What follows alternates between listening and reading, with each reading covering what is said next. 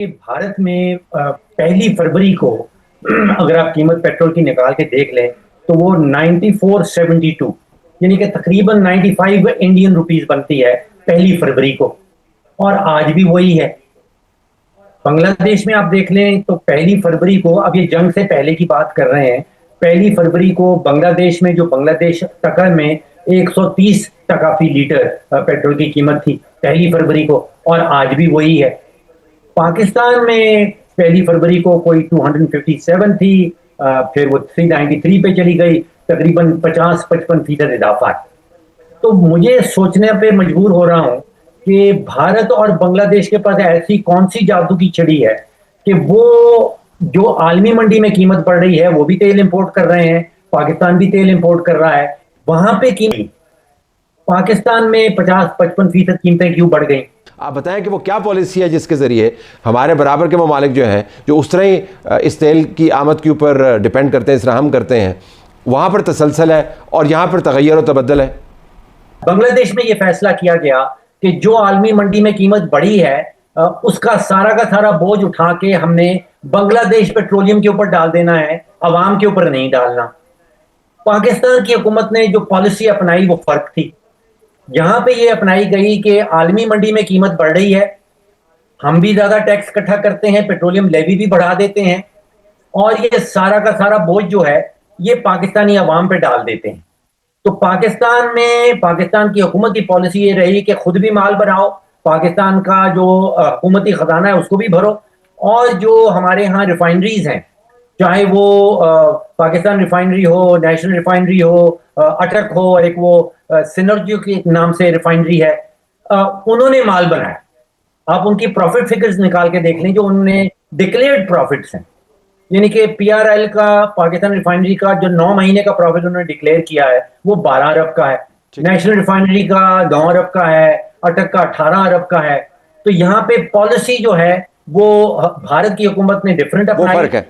ये अच्छा फ्रेमवर्क है तजिए के लिए। तो वैसे ही एहतियातन बता दिया। और ये जो हमें बताया जा रहा है ना पूरी दुनिया के अंदर जंग है, मैं ना चैलेंज किया है, मैं चैलेंज किया है। इंटरनेशनल मार्केट में इस वक्त जो बेस प्राइस बनती है ना, वो पेट्रोल की बनती है 234 रुपए, कस्टम ड्यूटी है 24 रुपए, एक्सचेंज रेट 0.25 आ गया, इनलैंड फ्रेट में आ गया 8.53, ओएमसी मार्जिन 7.87 और 107 रुपए जगह टैक्स, पेट्रोलियम डेवलपमेंट लेवी जगह टैक्स है ना। मैंने इसको भी चैलेंज किया है। यानी देखे ना, कोई टैक्स लगाना हो तो पार्लियामेंट तय करती है किस तरह लगाना है, किसको लगाना है और रेट क्या होगा। यहां एक वो अपना वजीर आजम उठता है घर से, वो कहता है कि जी मैं आज 60 नहीं लूंगा, 100 लूंगा, 100 नहीं लूंगा, 200 लूंगा। तुम होते कौन हो भाई? तुम्हें अगर ये पेट्रोलियम की कीमतें मुकर्रर करेंगे तो पार्लियामेंट मुकर्रर करे, कोई एतराज नहीं होगा। इनके पास जवाब नहीं है। 2022 से हाईकोर्ट मांग रही है कीमतें, प्रोसीजर मांग रही है। अच्छा, ये तो फ्रॉड है, टोटल फ्रॉड है। और ये जो बताया जा रहा है बैन अवी दुनिया में, चैलेंज कर रहा हूं इस हवाले से इनको। आ जाए, कहां आना है, ले आए वजीर आजम को, ले आए शहबाज शरीफ को, ले आए नवाज शरीफ, जिसको मर्जी ले आए, आ जाए सारे आकर बैठे और बताएं कौम को सच। ये बेवकूफ मत बनाए कि बैन अवी दुनिया में कीमतें बढ़ गई हैं। भाई अगली बात की तरफ, आपको पता है डीजल जो है 75% मुल्क में पैदा होता है, उसका तो बैन अवी दुनिया से ताल्लुक ही कोई नहीं है। आप तो वहां पर वो जो पैदा करने वाले लोग हैं उनको, अगर 75% मुल्क में रिफाइन होता है या पैदा होता है, क्रूड ऑयल बाहर से आता है, उसको रिफाइन किया जाता है हमारी रिफाइनरीज में। ना डीजल की बात कर रहा हूं मैं, डीजल की एक्सट्रैक्शन और सारा जो पाकिस्तान 75% हम खुद कफील है। पेट्रोल बाहर से आता है, पेट्रोल आता है बाहर से, उसमें कोई शक नहीं है, लेकिन डीजल की हद तक 70-75% जो है वो, और ये भी जगह टैक्स है। और कमाल की बात है यार, तला जदोई साहब, खुदारा मैंने इससे गंदा दौर नहीं देखा जहां आज 26वीं और 27वीं तरमीम के बाद थोड़ी सी जान होती थी अदालतों के अंदर। पीडीएल का मुझे आज 15 दिन हो गए हैं चैलेंज किए हुए, कोई जवाब नहीं है, कोई जवाब नहीं है आज। फिर आप छोड़ेगा तो हर जगह टैक्स है। अब इस तरह अगर ना करें, आपको लाहौर में आना हो या गाड़ी पर अजहर साहब, ये अब आपने बड़ी अच्छी बात कही कि आपको इतना वक्त हो गया पीडीएल को चैलेंज किए हुए। पेट्रोलियम डेवलपमेंट लेवी एक बड़ा मसला बन गई हर पाकिस्तानी के लिए। अब ये एक आम पाकिस्तानी का मसला है, हमारी अदालतें इस मसले को क्यों नहीं सुन रही हैं? क्या हुकूमत नहीं चाहती इसलिए अदालतें वो हुक्म फॉलो कर रही हैं? सर अच्छा देखिए, बड़ा बेवकूफ बनाया गया कि 26वीं 27वीं तरमीम के तारे दिखाए गए आपने अदालतें बंद, आप देखे ना, जो जज हिम्मत करते थे उसको उठा के बाहर फेंक दिया, कोई वजह नहीं है। और फिर कमाल की बात है, यहां डर और खौफ गया है, कोई थोड़ा सा हिम्मत करें आप। आपने अंदाजा ये आप मैं तो अब रोजाना पेश होता हूं ना, मैं हर कोर्ट में जाता हूं, यहां बड़ा शोर डाला है इन्होंने। बड़ा मजेदार बात बताऊं, वो आप भी उस वक्त बड़ा कहा करते थे तला जतोई साहब, क्या वो जनाब आईनी बेंच बनने दे। अच्छा आईनी बेंच बन गए, आईनी अदालतें बन गई। अच्छा जी चीफ जस्टिस, और आईनी अदालत में वो जो चीफ जस्टिस वहां है ना, वो अपनी मर्जी से बेंच बनाए, जो मर्जी करे, कोई कमेटी शमेटी नहीं है। और हाई कोर्टों में तो आईनी बेंच बने ही नहीं है। यहाँ फौजदारी जज केसेस सुन रहे होते हैं, वो आईनी बेंच बने हुए हैं। आईनी से मुराद है कोई आईनी बेंच नहीं, बनाए आईनी बेंच यहाँ पर। और चीफ जस्टिस का इख्तियार, जिसके पास मर्जी केस लगाए, जो केस सुन रहा होता है। मैं तो कई केसेस मैं बता सकता हूँ, अब ये रिसेंट एक केस है, section 215, taking away symbol is banning a party, यानी 2024 के अंदर वो किया, उसका लार्जर बेंच बनाने का आज तक वो ना लगा, मैंने दोबारा चैलेंज किया। अब वो क्या है, जो केसेस सुनने होते हैं उसको एक बेंच से उठा के दूसरे बेंच पे भेज दे। मैं कई जजेस जानता हूं, यहाँ केसेस नहीं लग रहे।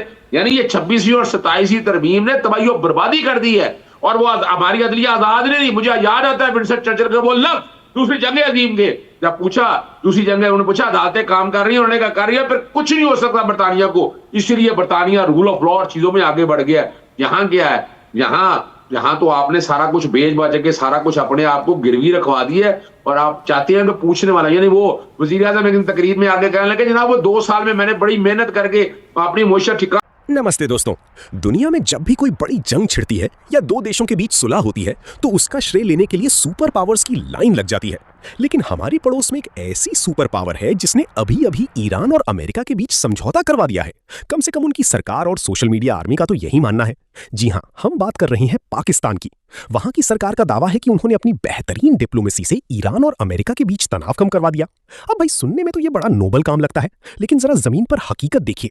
एक तरफ भारत में पेट्रोल 94 रुपए पर टिका हुआ है, जिसे हम फिर भी महंगा कहते हैं, और दूसरी तरफ शांति दूत पाकिस्तान में पेट्रोल के दाम 600 रुपए प्रति लीटर छूने को बेताब है।